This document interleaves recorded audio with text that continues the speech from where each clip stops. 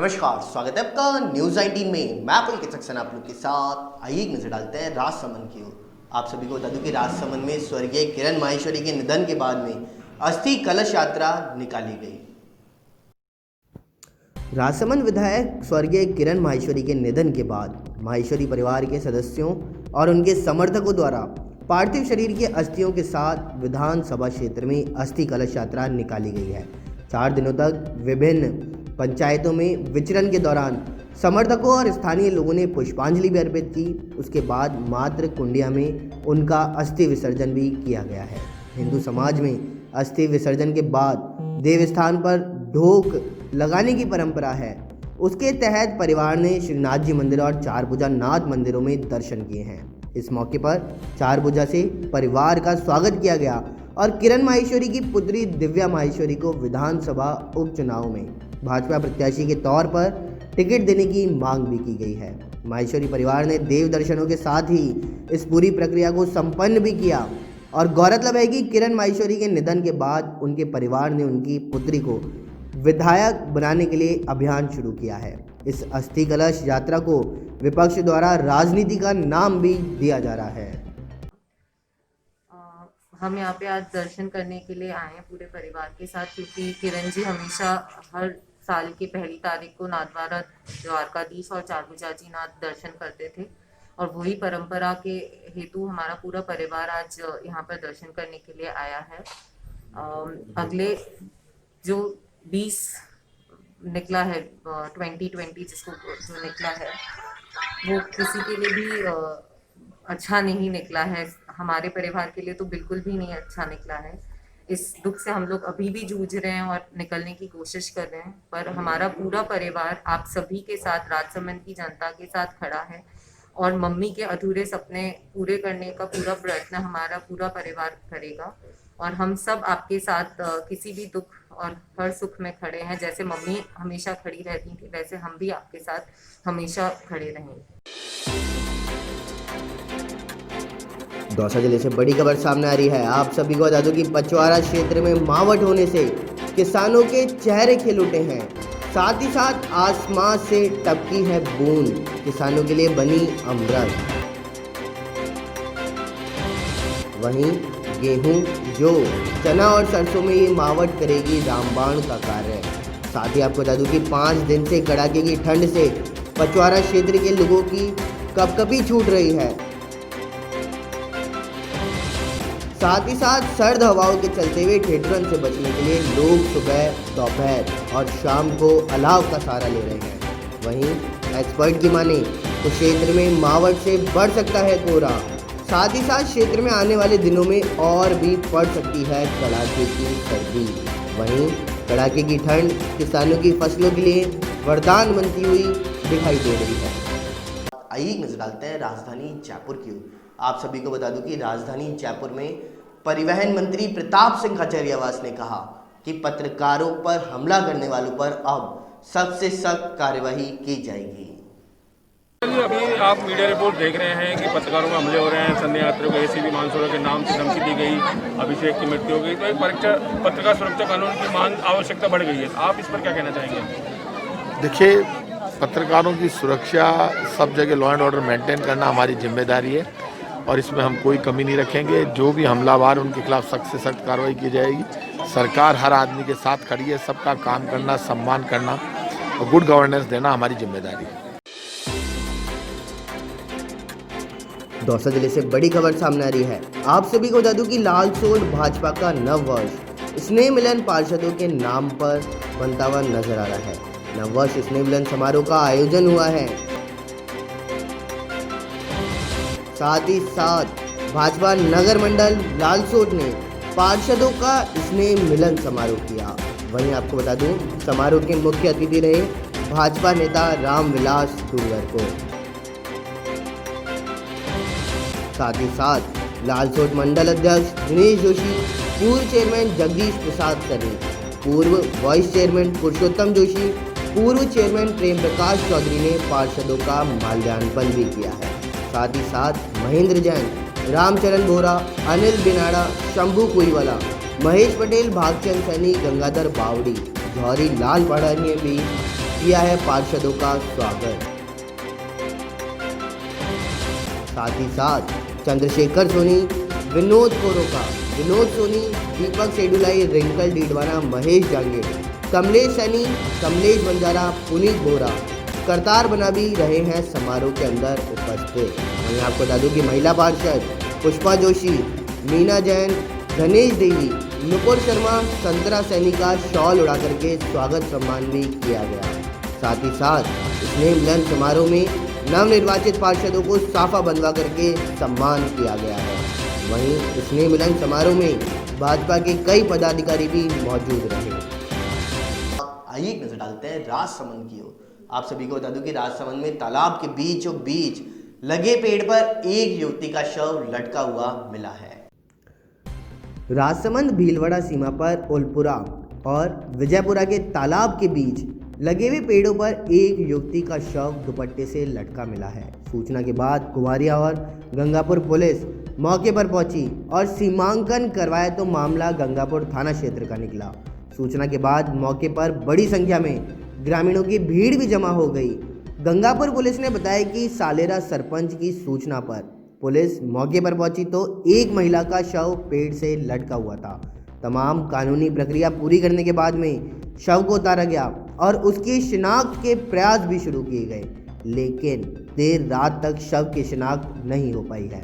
इस पर पुलिस ने शव को गंगापुर सीएचसी की मोर्चरी में रखवा करके आसपास जिलों के थानों पर सूचना भिजवाई और शव की शिनाख्त के प्रयास शुरू कर दिए। मौके के हालात को देखते हुए मामला हत्या का प्रतीत हो रहा है, लेकिन शिनाख्त के बगैर कुछ भी कह पाना अभी मुश्किल है। हाँ जी, चांदमल जी सरपंच साहब सालेरा वाले से जरिए टेलीफोन सूचना मिली कि विजयपुर तालाब की पेटे में एक बॉडी लटकी हुई है लेडीज़ की, जिस पर हम यहाँ पहुँचे। आसपास के गांव के लोग भी मौजूद हैं, जिनसे हमने शिनाख्त के प्रयास करवाए। अभी तक शिनाख्त हो नहीं पाई है, तो बॉडी को अभी नीचे उतरवाया है और शिनाख्त के प्रयास किए जा रहे हैं। क्या सर ये राजसमंद और भीलवाड़ा बॉर्डर का इलाका है? हाँ, राजसमंद और भीलवाड़ा का बॉर्डर का इलाका है। ओके सर, भीलवाड़ा जिले में भी हम इसकी सूचना करवाएंगे। अंता से बड़ी खबर सामने आ रही है। आप सभी को बता दूं कि नव वर्ष में पुलिस की बड़ी कामयाबी देखने को मिली है। पुलिस ने 2 हथियार तस्करों को गिरफ्तार किया है। साथ ही साथ उनके पास से 2 पिस्टल और 3 जिंदा कारतूस भी बरामद किए। वहीं आपको बता दूं कि गोलू शूटर और किरण नामक तस्करों को गिरफ्तार किया गया है। कस्बे में रात्रिकालीन गश्त के दौरान चहेड़िया की चौराहे पर मैच जाब्ते के साथ तैनात सहायक लक्ष्मी नारायण मीणा, करण सुमन पुत्र कमल बड़ा भाला कुआ तारड़ी खेड़ा 20 वर्षीय मैं हथियार गिरफ्तार किया गया है। वहीं फलसावा अंडरब्रिज रेलवे के नजदीक गोलू शूटर पुत्र यशवंत मीणा मैं हथियार कारतूस सहित गिरफ्तार किया गया। आइए एक नजर डालते हैं राजसमंद की ओर। आप सभी को बता दूं कि बस स्टैंड होकर के गुजरते एक दल और संदिग्ध मान करके बजरंग दल और विश्व परिषद के कार्यकर्ताओं ने उन्हें रुकवाया। राजसमंद के रेल मगरा कस्बे के बस स्टैंड से होकर गुजरती एक ट्रक को संदिग्ध मान करके बजरंग दल और विश्व हिंदू परिषद के कार्यकर्ताओं ने रुकवाया और ट्रक में जांच की तो ट्रक में 20 भैंसों को जबरदस्ती ठूस करके भरा गया था। इस पर कार्यकर्ताओं ने पुलिस को सूचना दी। पुलिस की मौजूदगी में ट्रक को खुलवाया तो सभी की आंखें खुली रह गई। इस ट्रक के बीच में पट्टे लगा करके 2 फ्लोर पर मवेशियों को जबरदस्ती भरा गया था। जानकारी में सामने आया कि ओड़ा के शनि महाराज मंदिर से इन मवेशियों को भर करके जयपुर स्थित बूचड़ खानों में ले जाया जा रहा था, जो कि केवल 10 किलोमीटर की दूरी पर ही 10 भैंसें चोटिल होकर के लहूलुहान भी हो गई थी। कार्यकर्ताओं की शिकायत पर पुलिस ने ट्रक चालक के खिलाफ मामला दर्ज कर मवेशियों को तुलसी गौशाला में भिजवाया गया और वहीं ट्रक मालिक और मवेशियों की खरीद फरोख्त करने वाले लोगों को लेकर के अनुसंधान अभी जारी है। राजस्थान के अधिकतर हिस्सों में शुक्रवार को न्यूनतम तापमान में 2 से 3 डिग्री सेल्सियस तक वृद्धि होने से लोगों को कड़ाके की सर्दी से राहत मिली है। मौसम विभाग के अनुसार चूरू 0 से 0.2 डिग्री सेल्सियस से कम न्यूनतम तापमान के साथ प्रदेश का सबसे ठंडा स्थान रहा है। वहीं राज्य के एकमात्र पर्वतीय पर्यटक स्थल माउंट आबू में 4 डिग्री के सुधार के साथ न्यूनतम तापमान जमाव बिंदु यानी 0 डिग्री पर दर्ज किया गया।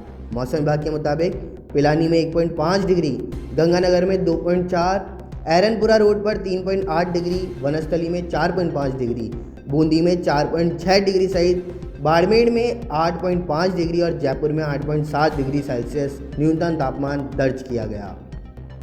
कोचिंग सिटी कोटा में बीते 9 महीनों से कोचिंग संस्थाएं बंद होने से बिगड़ रहे आर्थिक हालात से निजात दिलवाने की मांग को लेकर के नए साल के मौके पर आज कोटा के विभिन्न संगठन सड़कों पर उतरे हैं। इन संगठनों ने कोचिंग संस्थानों को जल्द खोलने की मांग को लेकर विशाल पदयात्रा निकाली। कोटा बचाओ संघर्ष समिति की ओर से लगातार कोरोना गाइडलाइन के मुताबिक दूसरे राज्यों की तर्ज पर कोचिंग शुरू करने की मांग की जा रही है। इसी कड़ी में अपनी आवाज़ को बुलंद करने के लिए शुक्रवार को इस विशाल पदयात्रा का आयोजन किया गया। पदयात्रा इंदिरा विहार से खड़े गणेश जी मंदिर तक निकाली गई है। इसमें कोटा बचाओ संघर्ष समिति से जुड़े हॉस्टल्स एसोसिएशन, पीजी एसोसिएशन और निजी स्कूल एसोसिएशन सहित राजनीतिक एवं सामाजिक संगठनों के सदस्यों ने हिस्सा लिया। जोधपुर सहित प्रदेश की सभी अधीनस्थ अदालतें शीतकालीन अवकाश के बाद शनिवार से खुलेंगी। गत 25 दिसंबर से 1 जनवरी तक अधीनस्थ अदालतों में अवकाश था। शनिवार को सभी अधीनस्थ अदालतें भी खुल जाएंगी और विभिन्न मामलों की सुनवाई होगी।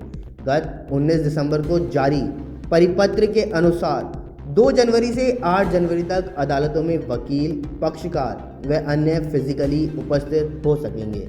जहां आरोपी न्यायिक अभिरक्षा में हैं या प्रकरण के समयबद्ध निस्तारण के आदेश दिए गए हैं, उन सभी मामलों में साक्ष्यों की रिकॉर्डिंग हो सकेगी। साथ ही 10 साल से पुराने मामलों में भी साक्ष्य रिकॉर्ड होगा। राजस्थान में कोरोना वायरस से संक्रमण के 609 नए मामले शुक्रवार को आए। इससे अब तक राज्य में संक्रमितों की कुल संख्या 3,08,852 हो गई है।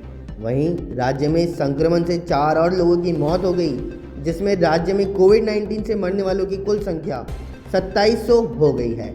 अधिकारियों ने बताया कि शुक्रवार शाम 6 बजे तक बीते 24 घंटों में राज्य में कोरोना वायरस के संक्रमण से 4 और मरीजों की मौत हुई है, जिससे इस महामारी से मरने वालों की संख्या अब बढ़ करके 2700 हो गई। जम्मू कश्मीर में सीमा पर पाकिस्तान अपनी हरकतों से बाज नहीं आ रहा है। सीज फायर का उल्लंघन करने के साथ साथ पाकिस्तान अब यहां गुपचुप तरीके से ड्रोन भी भेजने लगा है। नए साल से ठीक 1 दिन पहले ही यानी 31 दिसंबर को सीमा पर 2 बार पाकिस्तान से भारतीय सीमा में ड्रोन से घुसपैठ की गई है। उत्तर प्रदेश के बुलंदशहर में यूपी पुलिस की महिला उप निरीक्षक आरजू पवार ने पंखे से फांसी लगा करके आत्महत्या कर ली। मामला अनूप शहर कोतवाली क्षेत्र का बताया जा रहा है, जहां एक निजी मकान में किराए पर रह रही महिला सब इंस्पेक्टर ने पंखे पर फांसी का फंदा बना करके आत्महत्या कर ली। नए साल के पहले दिन कच्चे तेल बाजार में थोड़ी तेजी का रुख रहा है। हालांकि घरेलू बाजार पर इसका कोई खासा असर नहीं पड़ा। सरकारी तेल कंपनियों ने आज के पेट्रोल डीजल के भाव जारी कर दिए। लगातार 26वें दिन भी पेट्रोल और डीजल के दाम में कोई फेरबदल नहीं हुआ है। ब्रिटेन में कोरोना वायरस के नए स्ट्रेन ने एक बार फिर दुनिया भर में कोरोना के केस बढ़ाने शुरू कर दिए। भारत में भी कोरोना के नए स्ट्रेन के मामले आने शुरू हो चुके हैं। स्वास्थ्य मंत्रालय की ओर से जारी आंकड़ों के मुताबिक पिछले 24 घंटे में कोरोना वायरस संक्रमण के 19,079 नए मामले सामने आए हैं, जबकि 224 लोगों की मौत भी हुई। उत्तर प्रदेश के मेरठ में कोरोना की नई स्ट्रेन को लेकर के जिला प्रशासन हाई अलर्ट पर है। यहां संत विहार कॉलोनी में 11 जनवरी तक सील घरों में रहने को लेकर शुक्रवार को मुनादी कराई गई। बताया गया कि दूध, सब्जी व अन्य खाद्य पदार्थ घर पर ही पहुंचेगा।